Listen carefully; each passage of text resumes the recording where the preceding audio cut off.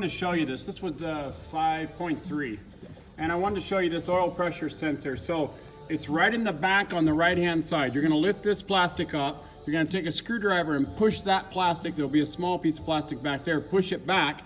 The clip is going to be similar to this one. You're going to have to pop up this plastic and then squeeze the entire thing to pull it out.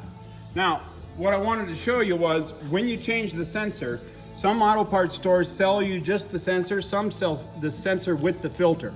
If you're not sure if you have a filter, and you probably do, get a Phillips head screwdriver like this. After you pull the sensor out, push it down and screw it into the bottom of the screen, and you can pull that filter out. That filter has to be either cleaned or replaced. Hopefully you get the right one and you replace it. So I hope this video helps you out. We had no oil pressure on this truck. That's the reason we're changing the sensor. So if you need that sensor and see how much we paid for it, if you need it, I'll put a link in the description below.